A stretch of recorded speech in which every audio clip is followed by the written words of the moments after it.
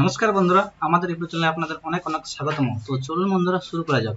তো আজকে আপনাদের যে Swami Vivekananda merit camp means scholarship V4.0, তো এই স্কলারশিপ নিয়ে আপনাদের জানাবো। তো এটা আবেদন এখনো শুরু হয়নি। তো এটার জন্য কি ক্রাইটেরিয়া লাগবে তো সেগুলো দেখুন।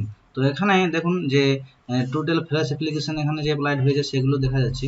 তো অ্যাপ্লিকেশন করার জন্য আপনাদের অবশ্যই 60% মার্কস থাকতে হবে, সেই জন্য তারপরে অ্যাপ্লাই করা যাবে। তো আপনাদের অ্যাপ্লিকেশন প্রসেস হচ্ছে, আপনাদের যদি 60% পেয়ে থাকেন মাধ্যমিক বা এইচএসে, তো সেখান থেকে অ্যাপ্লাই করা যাবে, তা না হলে অ্যাপ্লাই করা যাবে না। তো চলুন অ্যাপ্লাই করার জন্য কী কী ক্রাইটেরিয়া আছে সেগুলো জানাবো। তো চলুন। তো প্রথমে আপনাদের যে ক্রাইটেরিয়া থাকবে যে অনলাইন অ্যাপ্লিকেশনের জন্য, তো এখানে আছে দেখুন,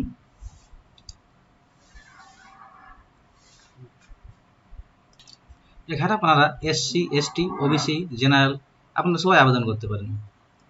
তো আবেদন করার জন্য আপনাদের কী কী ডকুমেন্টস লাগবে সেগুলো দেখুন। তো আপনাদের আবেদন করার জন্য মার্কশিট ও মাধ্যমিক এক্সামিনেশন ওর ইকুইভ্যালেন্ট আপনার যেটা আপলোড করতে হবে, সেটা মার্কশিটটা হচ্ছে মাধ্যমিকের বা যাদের এইচএস তাদের এইচএসের আপলোড করতে হবে, এবং তাদের সেটা বোথ সাইড আছে। তো marksheet of last board council university college examination both side, আপনার যে মার্কশিটটা সেটা বোথ সাইডে যে আপনাদের লাস্ট যে কোয়ালিফিকেশন আছে, যদি মাধ্যমিক থেকে মাধ্যমিকের মার্কশিটটা বোথ সাইড স্ক্যান করতে হবে। আর না যদি হয় আপনাদের এইচএস, তো এইচএসের আপনাদের যে মার্কশিটটা বোথ সাইড স্ক্যান করতে হবে।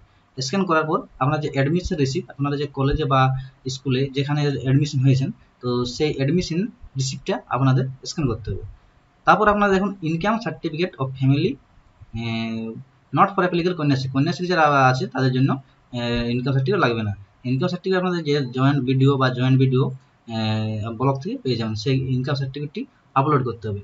তারপর আপনাদের ডোমিসাইল সার্টিফিকেট হিসেবে আপনাদের যে আধার কার্ড, ভোটার কার্ড অথবা রেশন কার্ড যে কোনো একটি আপলোড করলেই হবে। তারপর আপনাদের হচ্ছে scan copy of bank passbook. আপনার যে ব্যাঙ্ক পাসবুক সেটা ফার্স্ট পেজে আছে, বা আপনাদের যে নাম, অ্যাকাউন্ট নাম্বার, আইএফএসসি কোড আছে সেটা আপনাদের স্ক্যান করে আপলোড করতে হবে। তারপর আপনাদের কি করতে হবে, তারপর আপনাদের যদি আপনাদের গ্যাপ থাকে, ধরুন আপনি 2024তে এখন মাধ্যমিক দিয়েছে, এই বছরেই পরীক্ষা দিয়েছেন এবং এই বছরে কলেজে বা স্কুলে ভর্তি হবেন, সেক্ষেত্রে আপনাদের ডিক্লারেশন হায়ার ইনস্টিটিউশন লাগবে না।